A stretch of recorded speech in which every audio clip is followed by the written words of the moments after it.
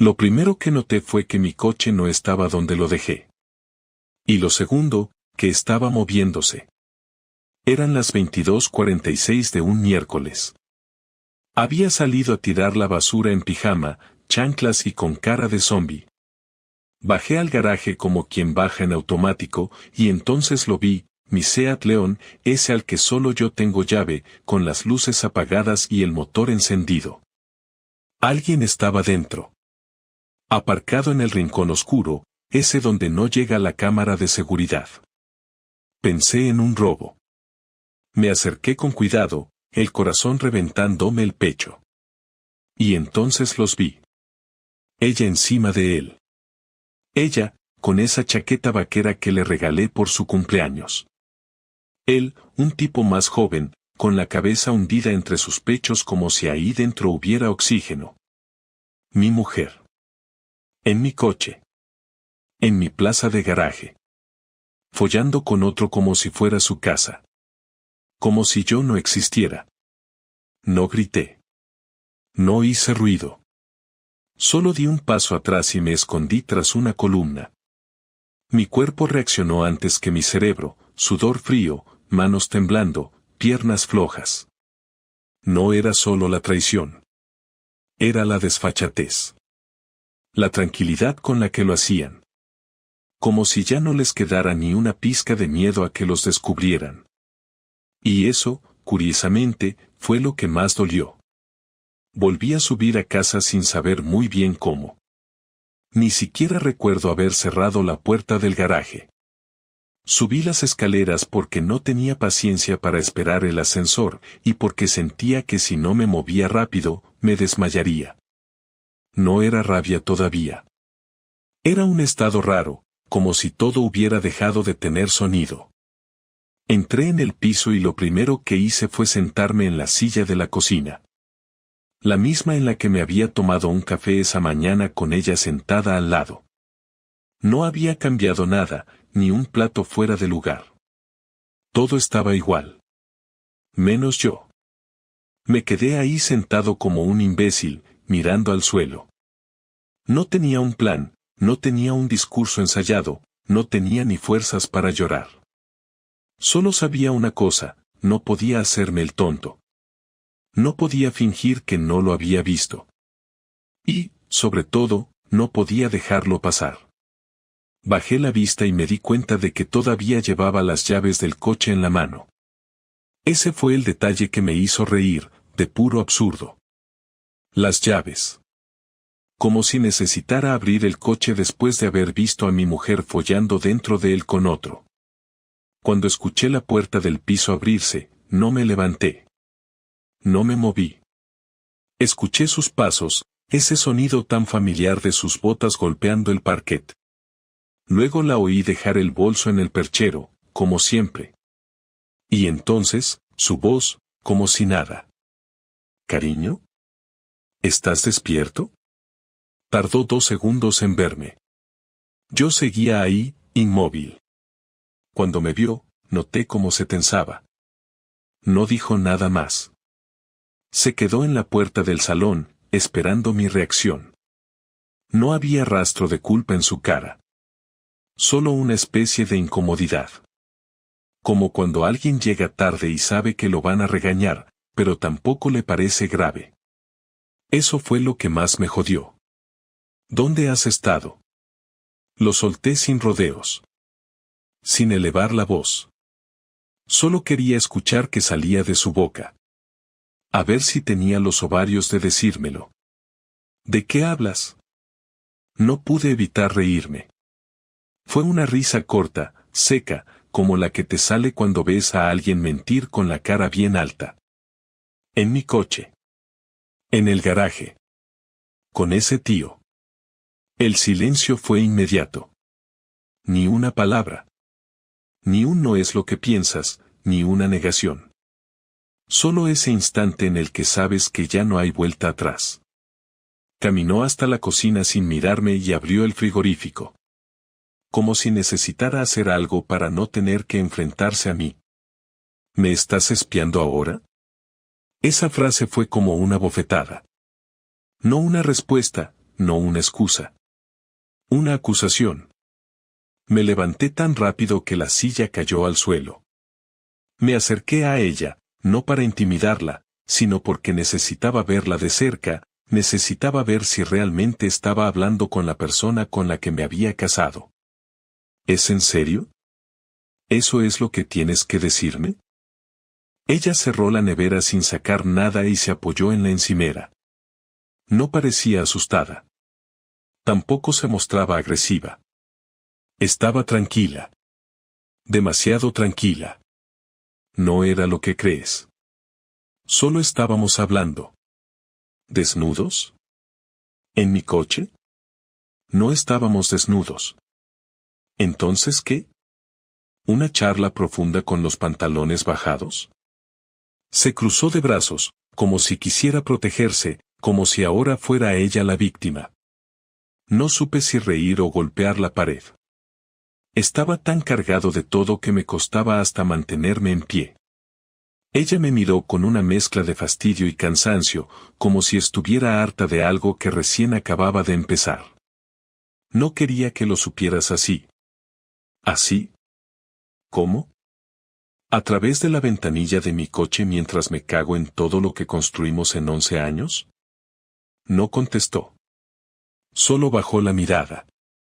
Por primera vez en toda la conversación, pareció perder ese aire de superioridad que había mantenido desde que entró por la puerta. Me alejé un poco, necesitaba respirar. ¿Quién es? No importa. ¿Cómo que no importa? Claro que importa. Estabas follando con él en mi coche. Importa. Ella se quedó callada un segundo más, como si estuviera midiendo sus palabras. Es alguien del trabajo. No significa nada. ¿No significa nada? Entonces, ¿por qué lo haces? Porque estoy harta, Marcos. Porque me siento invisible en esta casa. Porque contigo todo es rutina. Porque me miras como si fuera una planta más del salón. Ese momento fue raro. Porque, a pesar de lo que me acababa de decir, no me hizo sentir culpable. Me hizo sentir asco. No por sus palabras, sino por la forma en que intentaba convertir su traición en una especie de me lo busqué yo. Como si acostarse con otro en mi coche fuera una protesta silenciosa contra el aburrimiento. ¿Cuánto tiempo? Unos meses. ¿Lo hacéis aquí? ¿En casa? No respondió. Esa fue la confirmación. Me senté otra vez, más cansado que enfadado. ¿Hay más? ¿Qué quieres decir? ¿Más tipos? ¿Es el único? No es así de simple. Hazlo simple entonces. ¿Cuántos? Guardó silencio. No insistí. Ya lo sabía. ¿Y los niños? ¿Te acuerdas de que tenemos hijos? Nunca me los he olvidado. Pues menos mal. Ella suspiró, como si yo fuera el problema, como si fuera yo quien había jodido todo. Luego se fue al dormitorio, cerró la puerta y no volvió a salir esa noche. Yo me quedé en la cocina. Mirando el reloj.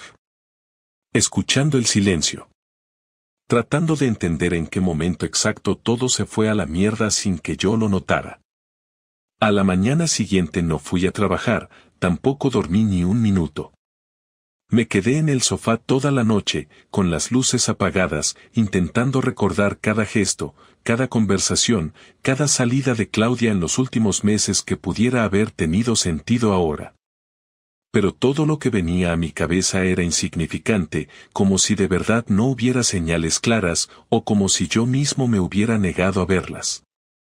A las 7:30 escuché cómo se abría la puerta del dormitorio, después los pasos hacia el baño, el sonido del agua corriendo y los cajones del mueble de la entrada. Me levanté despacio, fui hacia la cocina, puse la cafetera y me quedé allí de pie, mirando cómo el café caía mientras el vapor me empañaba la vista. Ella apareció poco después, con el pelo mojado, vestida para irse, con esa forma de actuar como si nada hubiera pasado. ¿Vas a llevar a los niños tú o quieres que los lleve yo? Se lo pregunté sin mirarla. No quería verla fingir normalidad. Ella se acercó un poco a la barra y apoyó las llaves del coche sobre la encimera. ¿Puedo llevarlos yo? Es lo de siempre, Marcos. No sé qué más quieres hablar. No respondí enseguida. Apagué la cafetera, serví el café en mi taza, tomé un sorbo y luego la miré directamente. Quiero que te sientes y me mires a la cara mientras hablamos de esto. Claudia dudó unos segundos, pero al final se sentó. No parecía preocupada. Parecía agotada. Yo también lo estaba, pero a mí al menos no se me notaba tanto.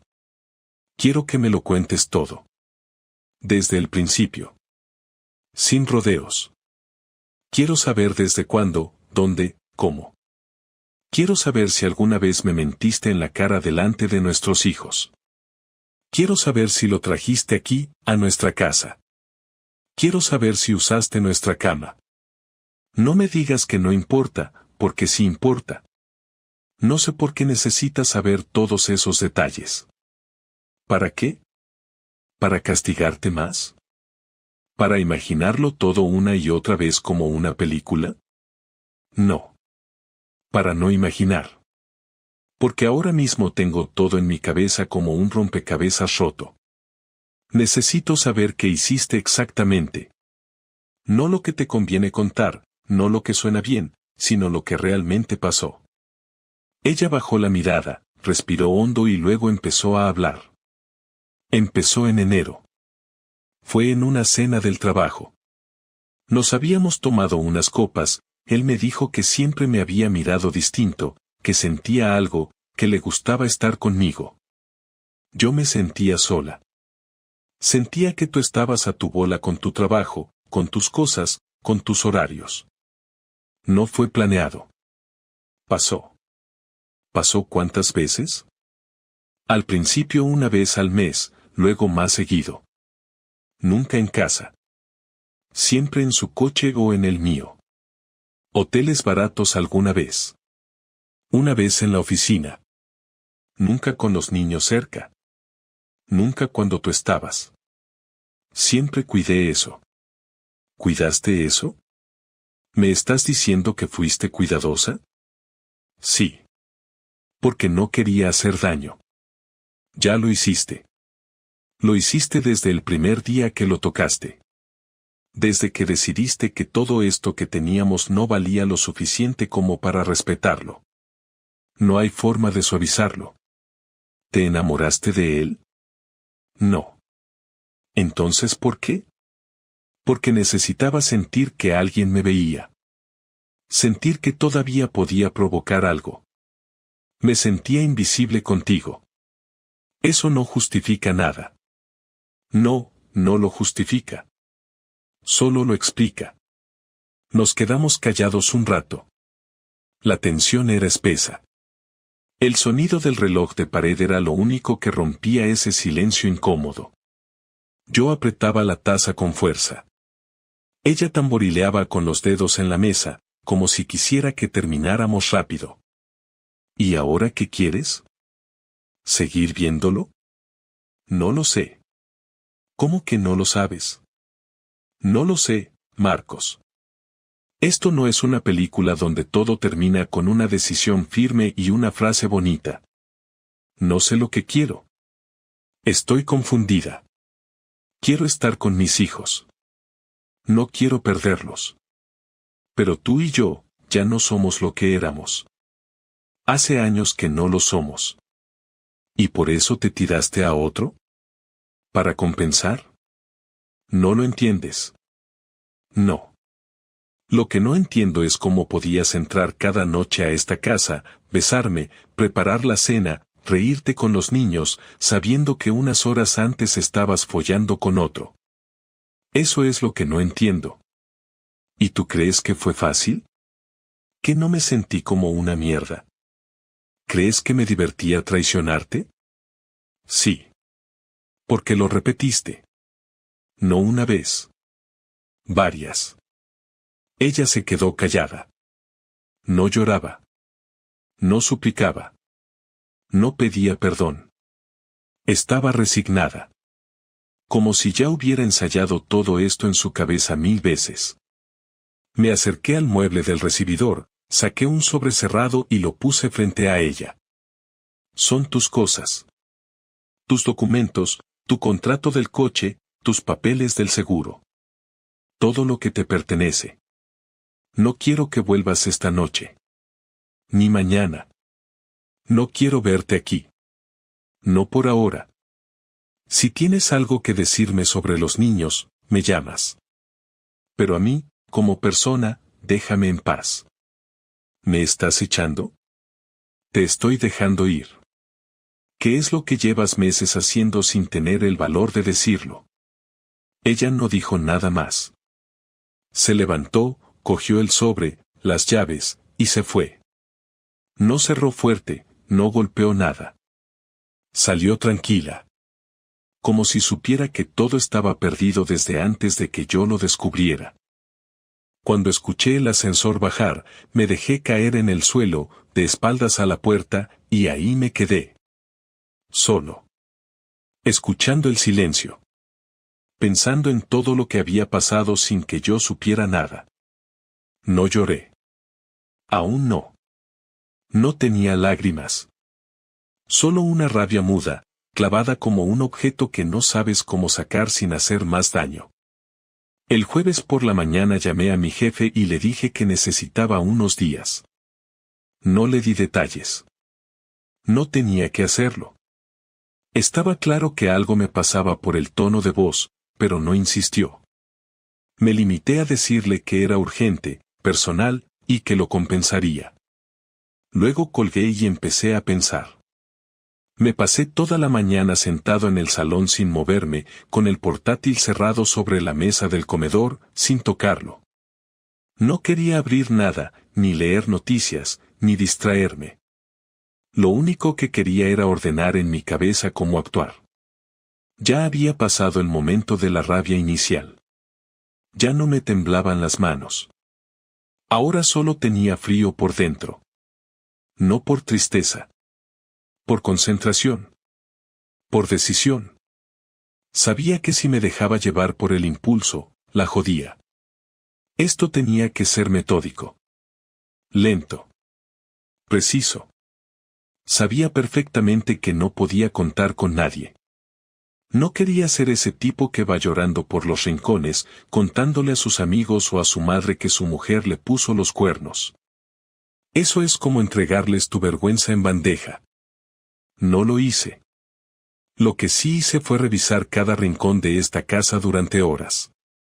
Me dediqué a revisar cajones, armarios, la bandeja de correo electrónico, sus cajas de recuerdos, los bolsillos de sus abrigos. Lo que buscaba no era una confesión, ni más pruebas de lo que ya sabía. Lo que buscaba era el mapa completo. Necesitaba entender cómo lo había hecho todo. ¿Quién era él? ¿Dónde vivía? ¿Qué sabía yo de él? Lo encontré en la libreta vieja que teníamos en la cocina para apuntar la lista de la compra. En la última hoja, escrita con bolígrafo azul, estaba una dirección. No había nombres, ni referencias. Solo una calle del centro, número y piso. No tenía ninguna duda. Era de él. Claudia no apuntaba direcciones al azar. Nunca lo hacía. Busqué en Google Maps. Piso interior, cuarto sin ascensor. Probablemente él vivía solo. O quizás con compañeros. No me importaba. Lo que sí sabía era que esa era la pieza que me faltaba. Ya no era una historia abstracta. Ya tenía una cara, una puerta, una rutina. Pasé los siguientes 3 días siguiendo su ritmo. No en plan película americana. Solo observando.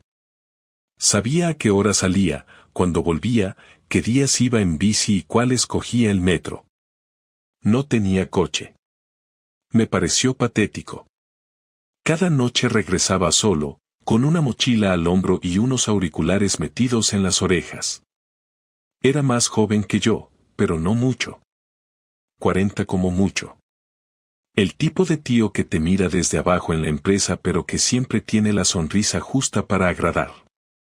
Me imaginé sus charlas con Claudia. Me la imaginé sentada frente a él, con esa voz que pone cuando quiere gustar. Me imaginé sus risas, sus gestos de complicidad. Todo eso que alguna vez fue mío. Me dieron arcadas. El sábado volví a casa al mediodía. Mis hijos estaban en el salón viendo dibujos. Les hice la comida. No preguntaron por su madre. Ella no había vuelto desde que se fue. Me limité a decir que estaba en casa de una amiga, que volvería pronto. No quise mentir más de lo necesario. Después de comer los llevé con mis padres, que viven a 1 hora. Les dije que necesitaba unos días, que Claudia también, que ya hablaríamos. Mi madre no hizo preguntas. Mi padre me miró fijo pero tampoco insistió. Me fui sin mirar atrás. El domingo por la mañana fui al piso de él. Lo esperé abajo, en la entrada. Llevaba un sobre marrón en la mano. Dentro había 30 fotos. La mayoría impresas en papel común, capturas de pantalla, recortes de cámara, una copia de la dirección de casa, otra de una conversación entre él y Claudia que había encontrado en su correo, el horario escolar de mis hijos, el contrato de alquiler del coche que Claudia y yo firmamos juntos, y una carta escrita por mí a mano. La carta era simple, sin amenazas, sin insultos. Solo una frase: ¿quieres seguir jodiéndome la vida o ya tuviste suficiente? Cuando apareció, se me quedó mirando como si no supiera quién era. Yo no dije nada. Le extendí el sobre. Lo agarró con cautela. Se lo puse en el pecho, fuerte. No con violencia, pero sí con firmeza. Ábrelo cuando estés solo, le dije. Él intentó decir algo. Se quedó con la boca abierta, pero no le salió ni una palabra. Me fui sin esperar respuesta. Bajé por las escaleras y salí a la calle. Esa misma noche Claudia me llamó. No contesté. Luego envió un mensaje. ¿Qué le diste a Pablo? Ni siquiera me molesté en contestar. Apagué el móvil y me serví un plato de arroz frío que había quedado del almuerzo. Lo comí sin ganas, pero con la satisfacción de haber recuperado, al menos por un momento, el control. No era una victoria, ni una revancha épica. Era solo un mensaje claro, no iba a quedarme sentado mirando cómo se cagaban en todo sin consecuencias. El miércoles por la tarde, Claudia vino a casa sin avisar. Había pasado una semana desde la noche en la que le dije que no volviera, y no había intentado contactar más allá de ese único mensaje que ignoré.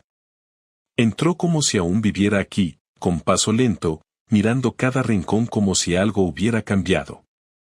Llevaba un abrigo que no le había visto nunca, quizás comprado en esos días, quizás regalado por él. Me encontró en la cocina, lavando los platos. Ni siquiera levanté la vista cuando la escuché cerrar la puerta. Tenemos que hablar, dijo, con ese tono que usaba cuando se le acababan las excusas y solo quedaban los restos de lo que había sido una pareja. No le respondí. Terminé de enjuagar un vaso y lo dejé con cuidado sobre la encimera. Me sequé las manos y me giré. Estaba parada junto a la mesa, con los brazos cruzados, como si esperara una explosión de mi parte que nunca llegó. La miré sin decir nada. Quería que fuera ella quien empezara. Quería que sintiera el peso del silencio. Pablo me llamó.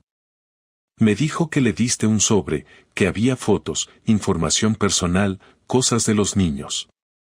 Solo lo necesario. Nada que no mereciera. Estás jugando con fuego, Marcos. Podrías haber causado un problema serio. En el trabajo, en su entorno.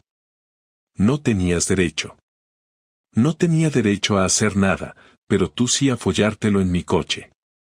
No vine a pelear. Pues no parece.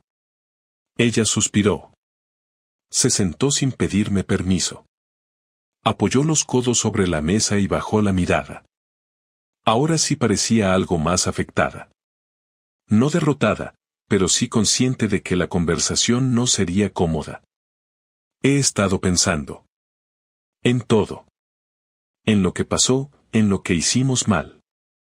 En cómo llegamos hasta aquí. Y no sé si esto tiene arreglo. No lo tiene. Ella asintió, como si ya lo esperara. Tú me odias ahora. No te odio. Me das asco a ratos. Tristeza en otros. Pero odio no. No fue solo sexo. Peor. No lo planeé así.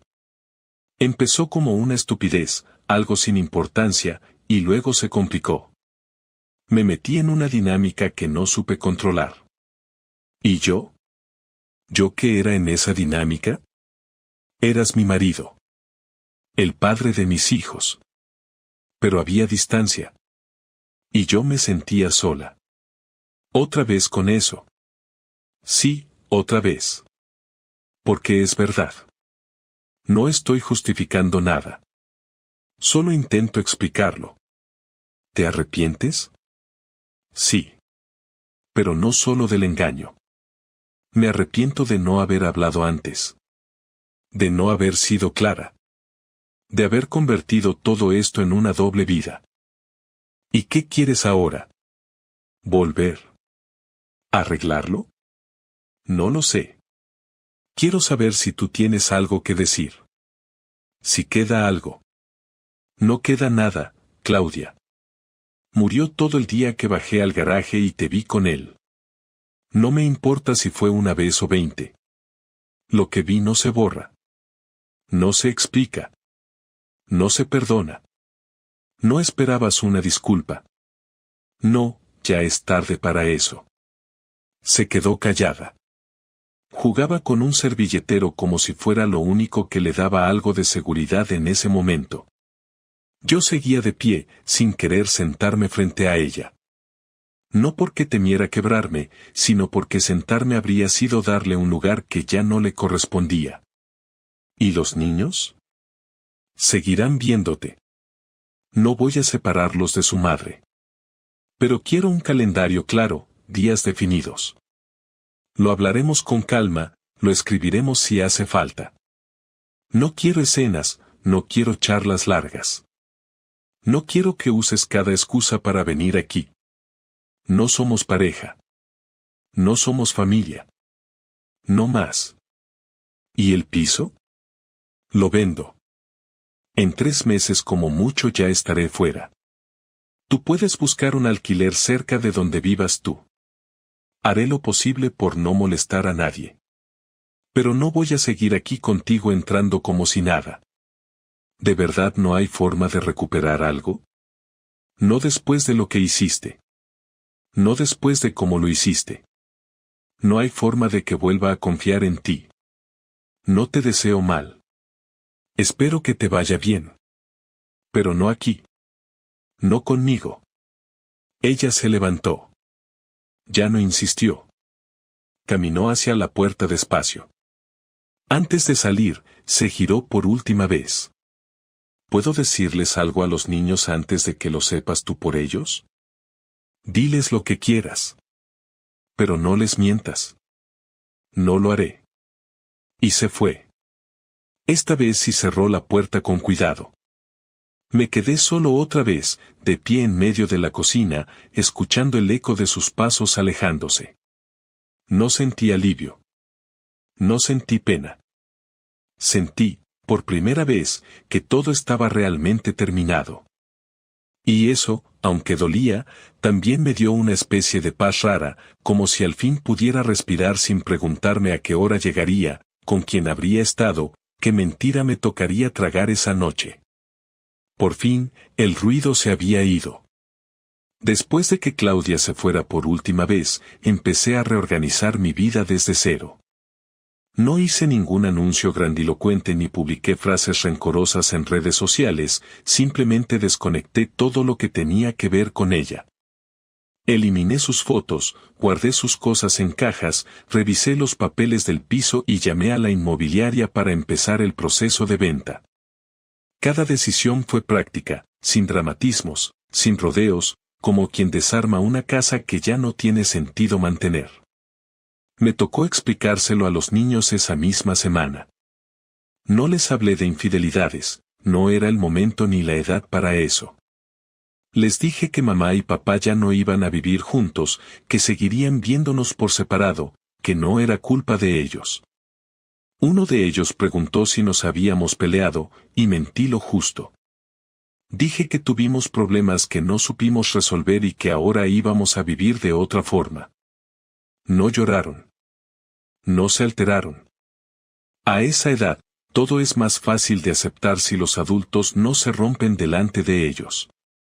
Me sentí orgulloso de haber podido mantener la calma, incluso cuando por dentro todo seguía hecho pedazos.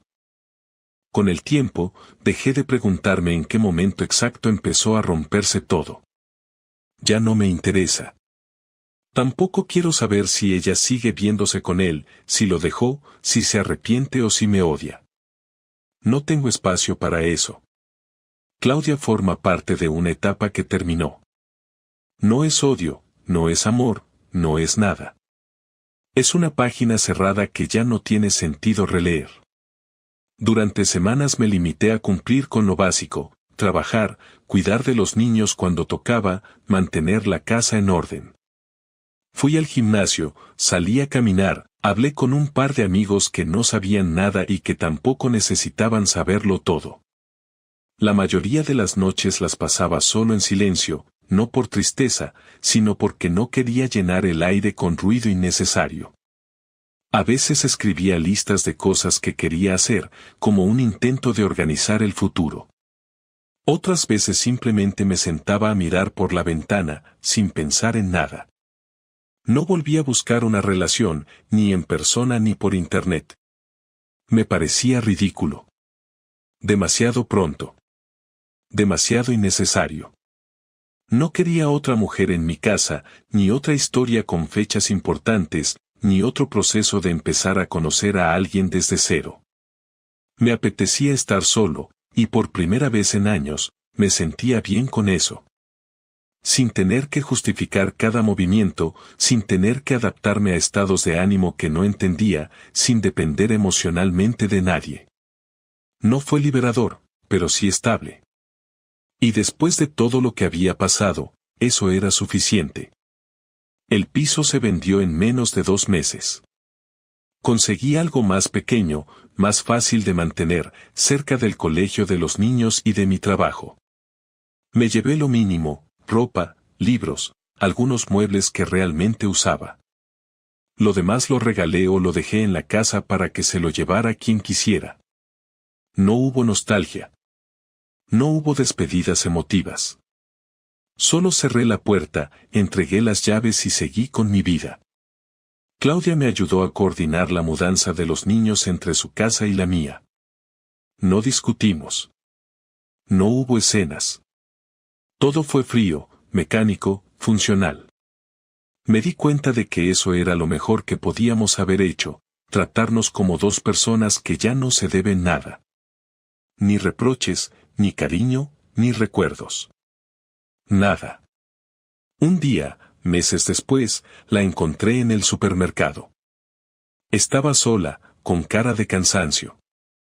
Me saludó con la cabeza. Yo hice lo mismo. No hubo conversación. No la necesitábamos. Ella siguió su camino y yo el mío. Esa noche, mientras guardaba la compra, pensé en que eso era exactamente lo que necesitaba para cerrar el círculo. Verla como alguien más.